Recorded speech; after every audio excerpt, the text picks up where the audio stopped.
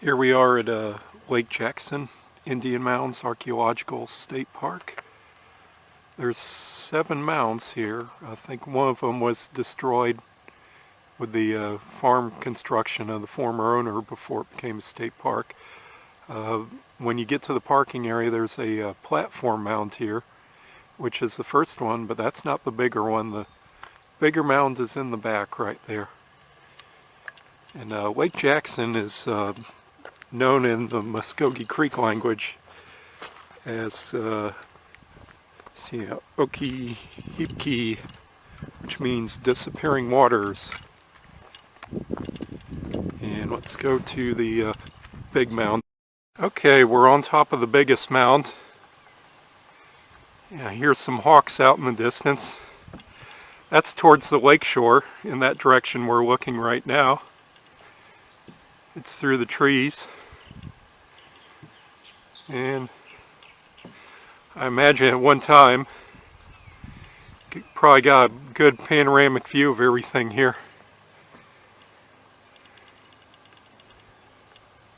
Okay, back at the mound, we're going down the interpretive trail.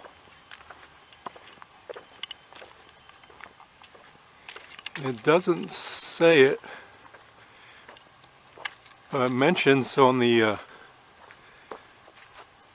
sign going down the trail that this goes over earthworks in the grist mill.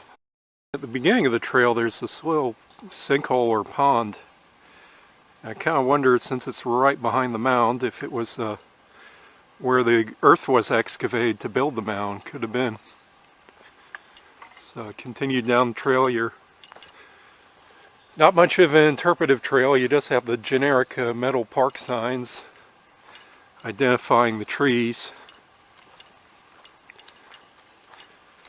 And this kind of North Florida habitat, there's a ravine that has some very rare and endangered plants that you have in North Florida, like around Gadsden and Liberty along the Apalachicola Basin. And there's some earthworks I'm going to show you. And it says it's built by Robert Butler, who had a plantation and grist mill here in the 1820s. And that probably tells us who gave Lake Jackson its name after Andrew Jackson, is that Robert Butler. And it doesn't say that anywhere, but I knew where to look it up. Is that he was the adjutant general under Andrew Jackson in the First Seminole War. And he signed the orders for the execution of Arbuthnot and Ambrister. And like many of the officers in Jackson's command at the First Seminole War, he moved into Florida and got involved in state government, much as Richard Call, who was territorial governor. He was captain in the Army under Jackson, the First Seminole War and the Creek War. William Duval, also a Jackson man from Tennessee. Robert Butler, he was actually raised by Andrew Jackson. So I think that's a pretty good bet on finding out who named the Okeeheepkee mounds after Old Andy. We're going to go over a bridge here in a minute. Okay, across the bridge. We'll go on a loop here around the hillside. He's kind of looks like a little ridge line, probably part of the earthworks that Colonel Butler built. He was a Surveyor General of Florida and got in a dispute with his co-workers. Part of it was politically driven between the different political parties involved, like around the surveys of the Ardondo Grant around Gainesville and Paynes Prairie. lot of lawsuits that probably were in court for a long time afterwards. Now we're going along the little ridge line here. You know, I'll turn off the camera but show you some really neat things here. And we're here at this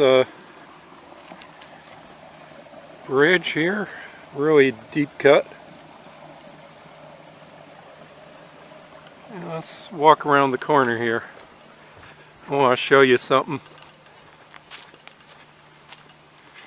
You'll see all, I don't know if this is the remains of the grist mill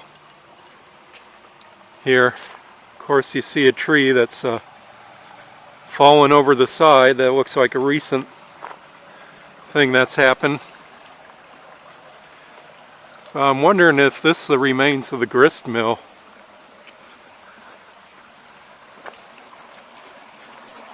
Because otherwise you wonder how those logs get buried in the bank like that.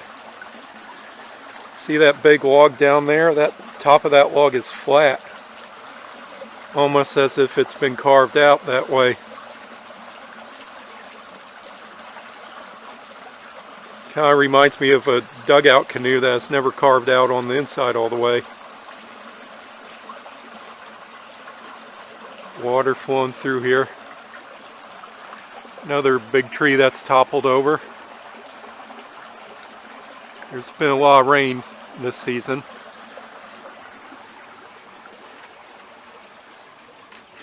So maybe that's where Butler's grist mill was.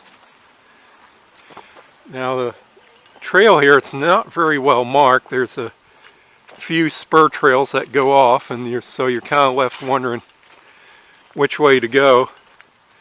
And one of those spurs dead ends out by the State Park Archives warehouse, which is in the back. And a lot of people don't know that the state parks do have an archive warehouse, but I've actually been inside there. And it'd be nice to catalog all that and make that available online, but they only have about one person working there. But they have some interesting things, Seminole War related. And there are some documents of General Jessup.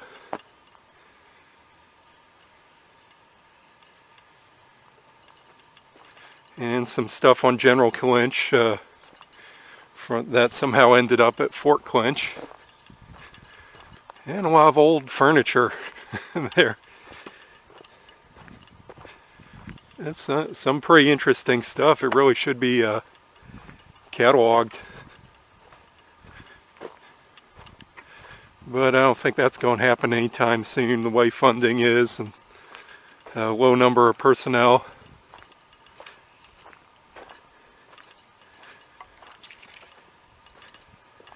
And so, okay, we're coming back down, but anyway, that's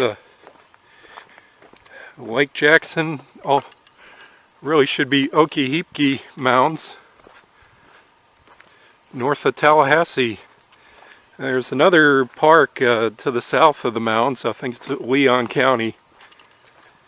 It's kind of where the old farms were when the natives had this as an active ceremonial site.